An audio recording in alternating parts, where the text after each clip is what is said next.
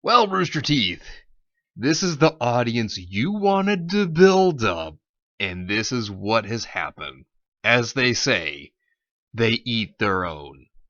Hey, what is going on, everybody? How are you all doing today? I hope you all are having a wonderful and fantastic day today, and if not, hopefully you all will have a better tomorrow. So Rooster Teeth has come out with a new line of merch. And what this merchandise is basically mostly about Qrow. One of them has Clover involved in it. But, yeah, it doesn't seem like those woke fanatics that they have catered to, that they have brought into the community, seem to like the merchandise. And the reasons are absolutely idiotic, but Rooster Teeth, this is what you get. You know, you pushed out original fans that really did care and tried to help you, supported you, like myself, for example. You pushed us out, and these are the people you wanted. So, here's the merchandise. So, of course, there is this pint glass called Born Unlucky. Now, this is supposed to be about Qrow and his semblance of misfortune, and it's pretty cool. I mean, I think it's actually pretty interesting for a design. I kind of like it. I think it looks pretty nice. They have a Qrow keychain, and I like how it's the original design for the character because the new design I think looks bad. I just don't like the new character design. So the keychain, that's pretty cool. It's pretty nice. And, you know, I think it just looks pretty good. Nice little chibi Qrow there. Now, then of course you have a shirt, which is a Born Unlucky shirt, and which looks like the color of his cape as well. So that's pretty cool also. And then, of course, we go from these three to the one that gives the biggest issue that makes these people so butthurt, which is the Born Unlucky and Born Lucky pins. Of course, you have the emblem for Qrow and then the emblem for Clover. And now this is the one that sparked the most controversy because, of course, as many of you know, Clover was killed off. Now, plenty of people were furious about it because it was the insane fanatics that were going crazy over it. And, you know, Clover, I didn't care for his character. I thought his character was just bland and boring, and him dying didn't matter to me because they never had enough time to even establish him as a character. But here's what people on Twitter had to say, because get ready, the Puritans are out for blood.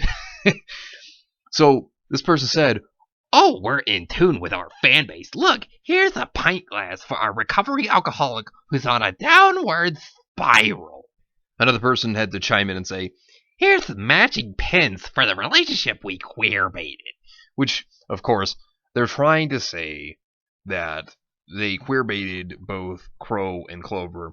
And thing I'm going to say about that, because we're going to get big into that, but thing of it is, there was no establishment for that. There was no relationship here other than friends. And they talked about how they were just friends.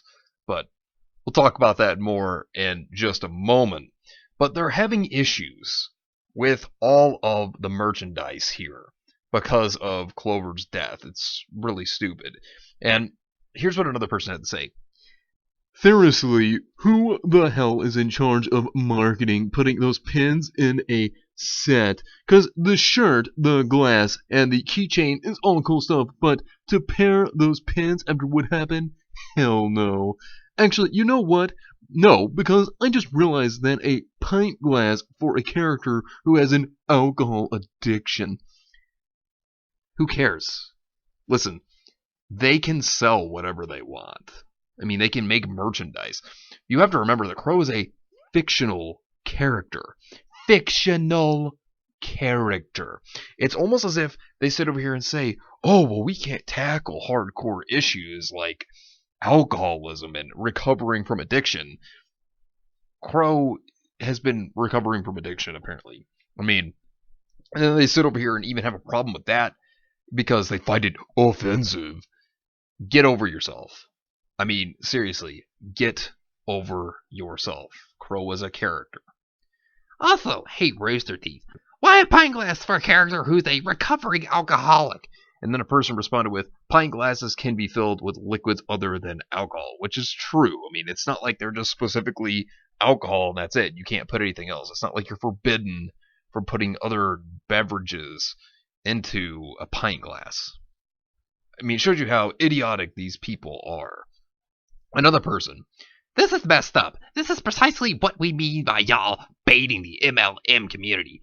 Jesus H. Christ, really? Really? Okay, seriously. There was nothing there between Qrow and Clover. Nothing. And Clover himself even states that he wanted to trust Qrow and that he thought they were friends. It's like nowadays in media, if you ever notice, it's like if you see a man and a man hanging out or a woman and a woman, it's like nowadays they think that, oh, they must be in a relationship.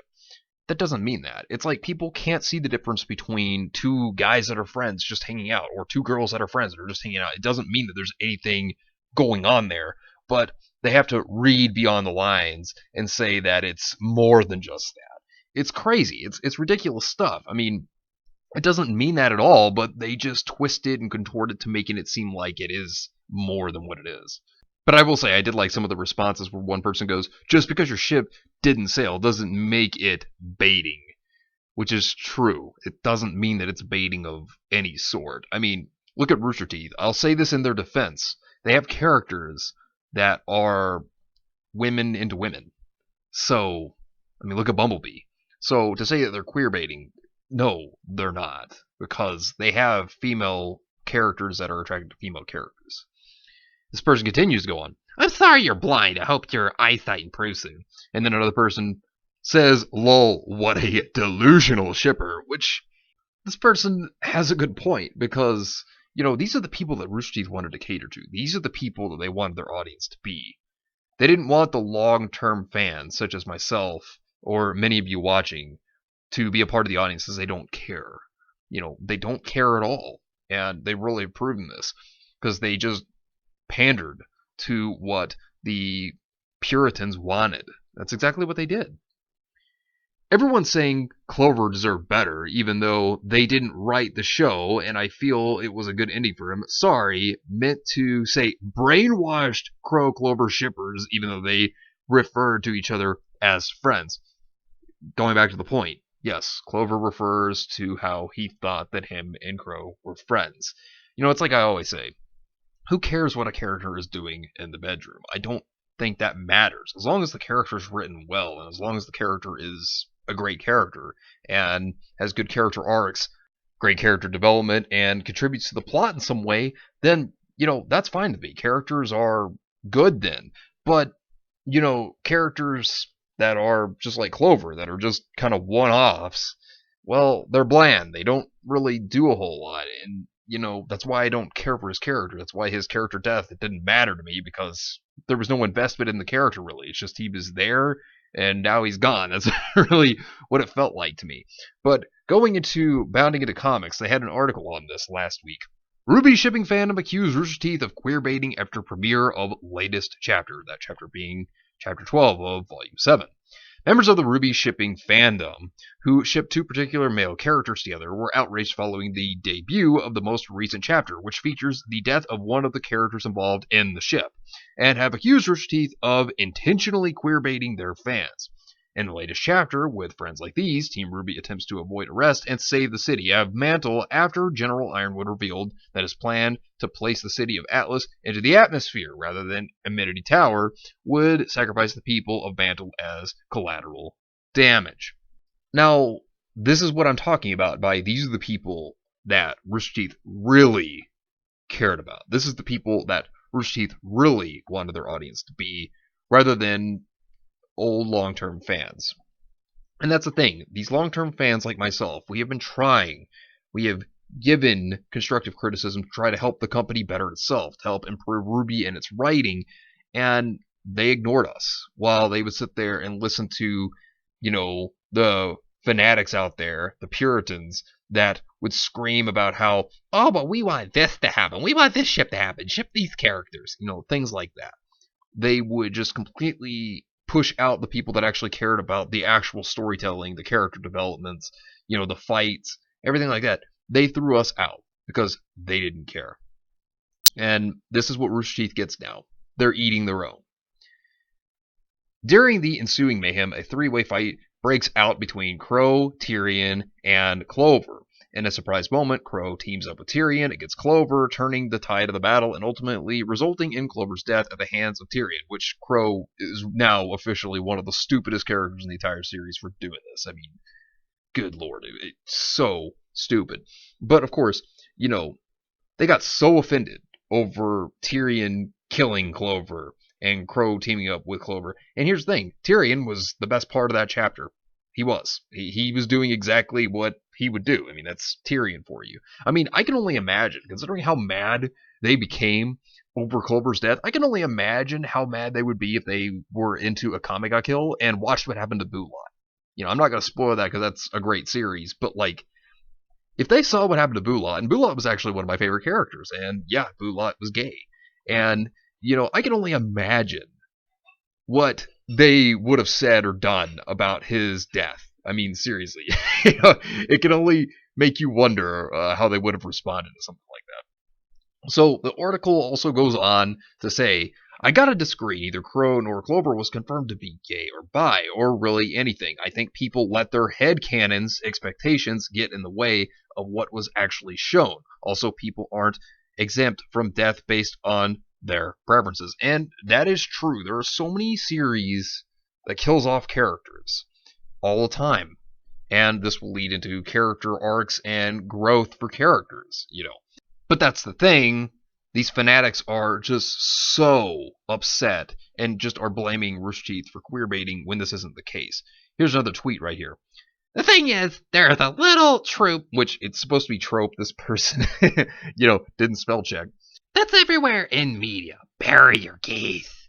And I don't think this would have counted towards the trope if it was a WLW person dying, but Qrow and Clover having feelings for each other was at least heavily hinted at. And now here they go, calling, Rooster Teeth phobes and ist over this stuff. And, this is what you did, Rooster Teeth. You built this up, and now it's just collapsing. You have all these Puritans. They're out there, and they're coming after you. They're eating each other alive. And, here's the thing about Rooster Teeth. They have people of different preferences that work for them. And yet, they're still calling them phobes and ist over it. This couldn't be more ironic, because these are the people that Rooster Teeth wanted to cater to. They didn't care about us regular fans who actually cared about RWBY. They didn't care about us, and they threw us aside for people that really aren't fans, but rather that are over here virtue signaling for clout on the internet and getting credit points here. And this is all on Rooster Teeth now. They have no one else to blame but themselves, and they have loyal fans that they could have gotten advice from, help from, that actually cared, that was actually concerned for them. And no, they pushed us aside for the woke side. Congratulations, Rooster Teeth. I hope you're real proud of yourself because you've turned both sides of the fandom against you. Great job. But anyways, let me know what you think about this entire situation down below. Subscribe to the channel if you are new here, and make sure you are still subscribed because YouTube is unsubscribing people from their favorite channels. So make sure you are still subscribed to all your favorite channels. Hit the video with a like and share the video on social media. Spread the word and get it out there. It's greatly appreciated and it really helps out the channel a lot. Also, be sure to follow me on Discord. We have a wonderful community there. Also, to keep you up to date on any new videos when they're about to come out or any events as well in the future. So the link is in the description down below. But anyways, I hope you all have yourselves a wonderful and fantastic day today. And remember, if today was not a good day, tomorrow could always be better. Take care of yourselves and everyone around you. And have yourselves a good one out there, everybody.